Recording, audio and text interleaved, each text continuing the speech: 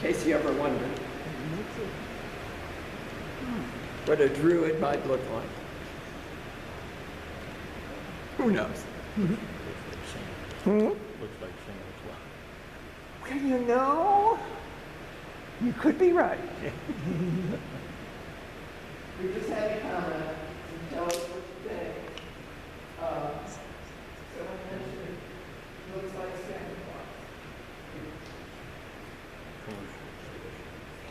Yes, yeah. There's a long way to do.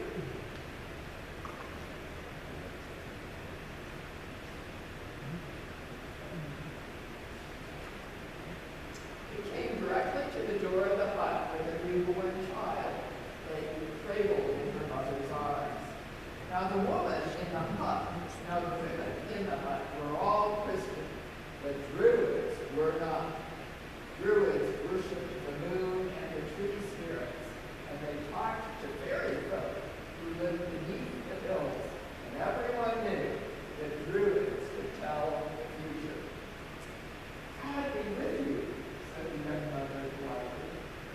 It is with me where God has been, he replied in a voice wise, fierce, and full of truth. I was told in a dream to bring this gift to the child born on the night of the singing stars.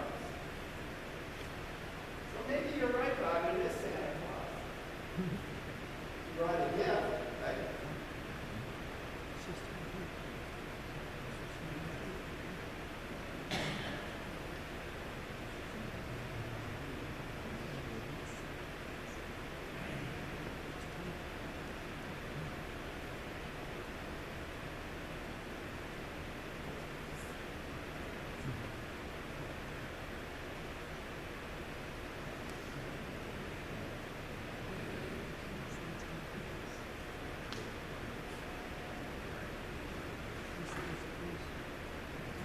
The old druid held out a beautiful blue cloak. Now in those days, blue was a rare color for any sort of cloth, and the women were surprised. Blue was a royal color. The old druid wrapped the baby in the cloak and then held her up high in the air and said, "This cloak will be a sign of your God's favor.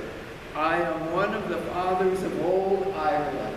I greet little Bridget, who will be a mother to the new Ireland that is to come." Now, these were strange words indeed, and not soon forgotten, but nobody knew what they meant. And the druid didn't explain either. He simply placed Bridget carefully in her mother's arms, made a magic sign of blessing with his staff, and strode away in the dark. So there's the baby in the blue cloak. The blue cloak.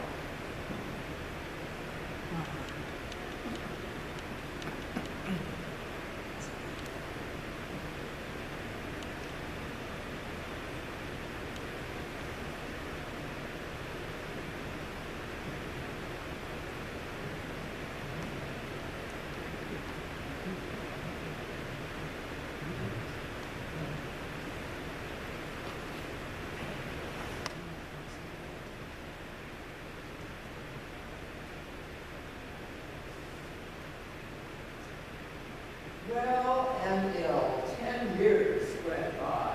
Bridget was in charge of a small flock of Prince Duffy's sheep.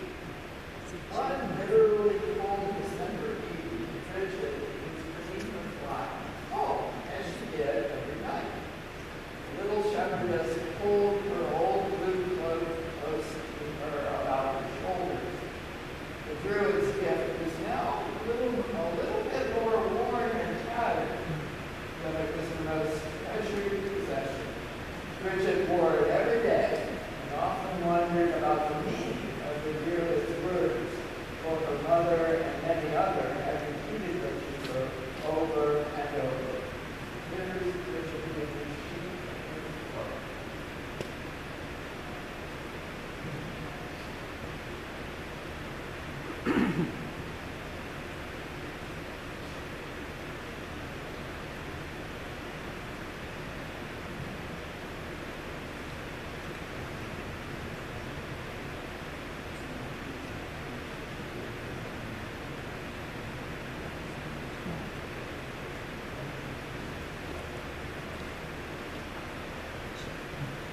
I like the sheep.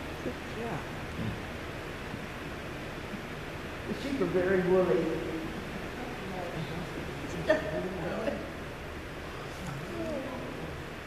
The first stars were beginning to twinkle. Bridget loved this time of day so close to Christmas, for she would pretend that the brightest star in the east was the Christmas star. She liked to imagine that she was one of those shepherds so long ago, making her way to a stable in Bethlehem to see the baby Jesus. In her own stable, Bridget shut up the sheep for the night and patted each of the cows, as she called them by name. When all were settled in their stalls and fresh hay had been spread, Bridget knelt down, as she always did, to say a prayer of thanks. There were no wolves today, and all of her animals were safe.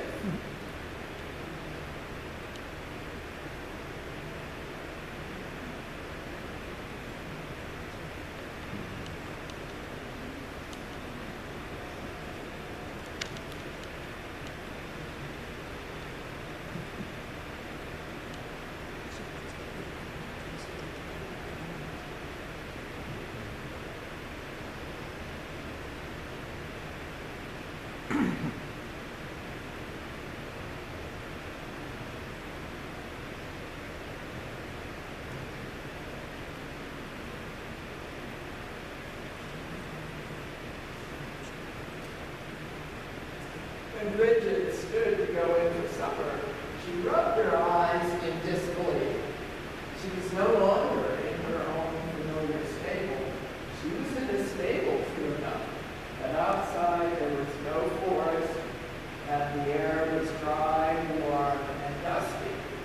Up the hill from the stable she saw a village of curious flat-roofed houses and narrow streets. There was Duffy, or was it? A man dressed in oddly colored robes came striding down the hill. "What is taking you so long, daughter?" he demanded. "We have many visitors, and they want their supper."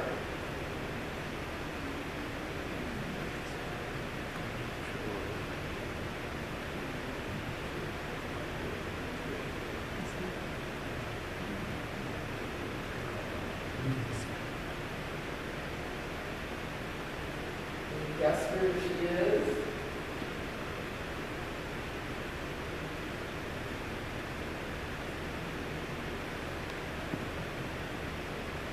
So where do you think she is? I assume Bethlehem. Ah,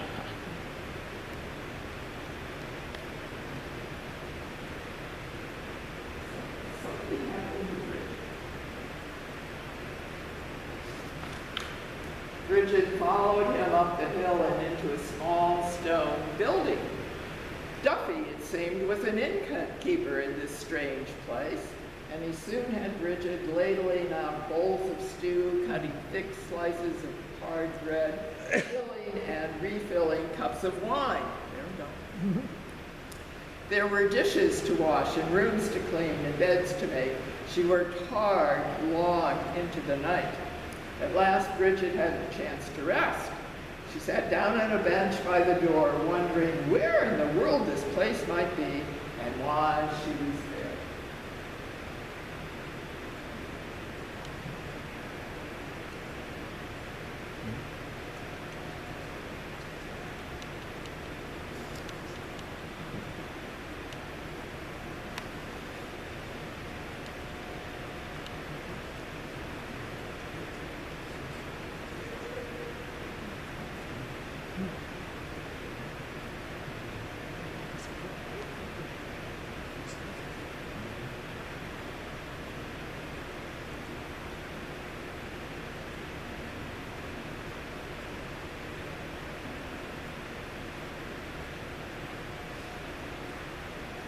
Just then, there was a soft knocking at the door.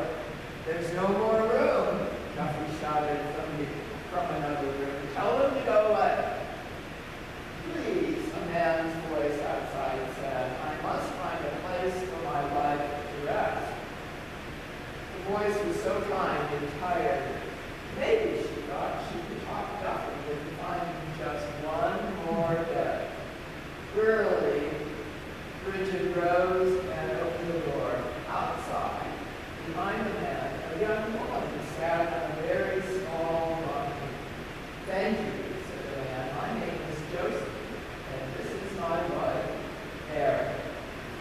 Bridget felt as one does when the candle was lit in a very dark room. She now knew exactly where she was and what she had to do.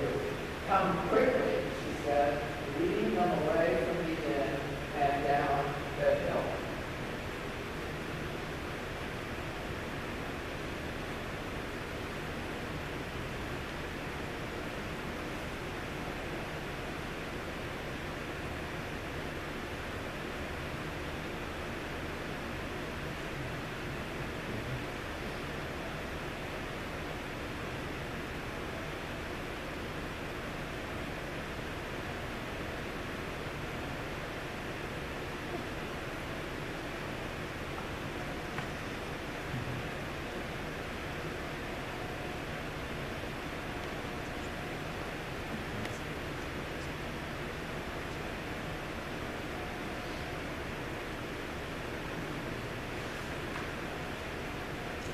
In the stable, she helped Joseph lay a bed of soft hay on the floor. They covered the hay with Joseph's cloak. Even though it didn't seem cold to Bridget, Mary was shivering. Bridget took off her old cloak and put it around Mary's shoulders. "You will need some water," she said when they were settled, and she hurried back to the inn. When she returned, with a heavy clay jar of water, Bridget could hear from inside the stable the soft sounds of a newborn baby. Joseph gave the child to Bridget to hold as he made Mary more comfortable. Lovingly, she held the child, then carefully laid him in the cow's hay manger.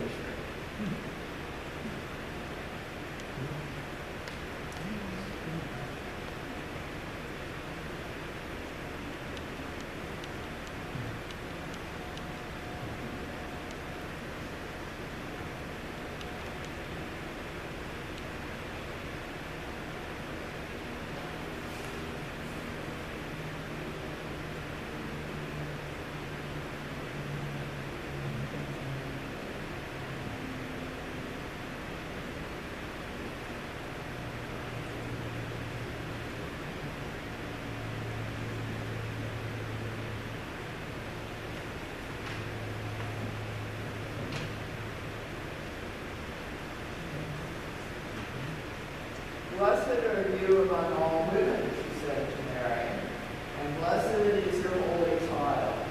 Joseph and Mary smiled at her, and the comforting golden light seemed to glow around them. From the skies above came the sweetest music Bridget had ever heard, yet it sounded familiar. It was the music of brooks and birdsong, of bells and harps, of oceans and lakes. For that one moment, the earth itself sang out in joy. Bridget's awe was broken by the soft voice of Mary. "Thank you, child of the West," she said, and she handed Bridget's cloak to Joseph, who placed it around Bridget's shoulders. "Your generosity will be remembered always."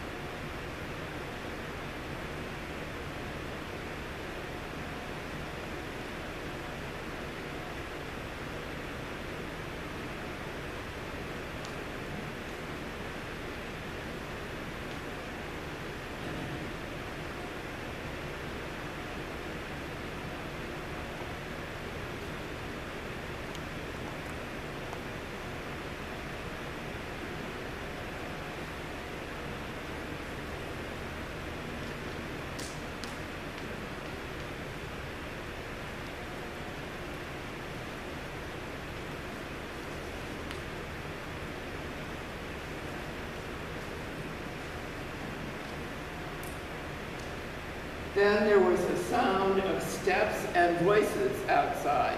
"Where is that child?" a voice said. "Bridget," called another. "Look, what is that light in the stable?" Bridget looked up as the door was thrust open. But there were no shepherds or wise kings at the door. Instead, it was her own mother and some of the other slave women from Fawgent Hill. Snow swirled in the open door with a gust of cold night air. The Holy Family was gone, and Bridget felt the ache in her knees from kneeling too long. But the ache in her heart was a lot worse. She longed for the holy scene that had vanished so quickly. Instead, here she was in her very own stable, surrounded by her own sheep and cows.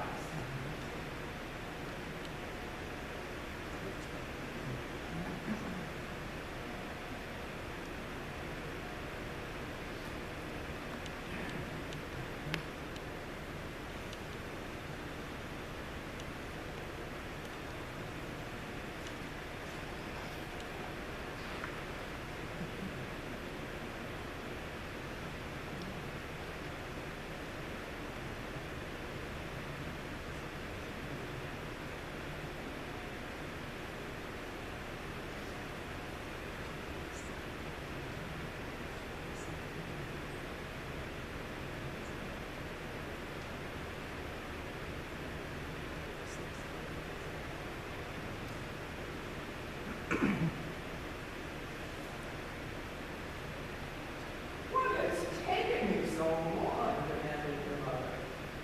"It's late and cold, and we were worried." And she stopped her scolding with a gasp. "What is this?" she said, pointing to her daughter's cloak. All the women gathered around to examine the cloak, though none would touch it. Bridget pulled the old blue cloak from her shoulders, only to find it changed.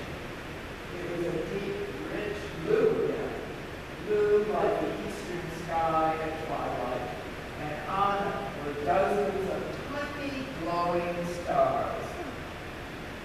"I was in Bethlehem," she began.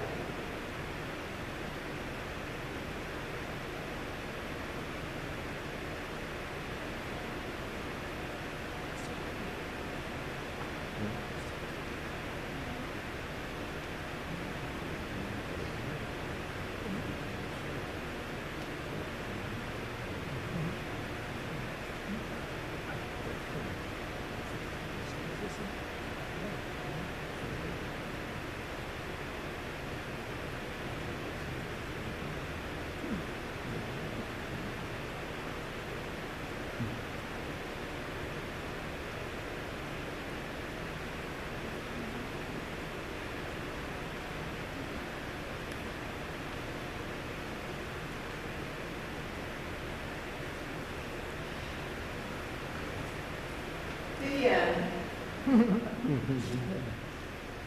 So that's the story of Bridget of Ireland, the transformation of this cloak. So it's a good story. Right? So now you know about St. Bridget. We need to sing another Christmas carol. 155, 155. Angels We Have Heard on High.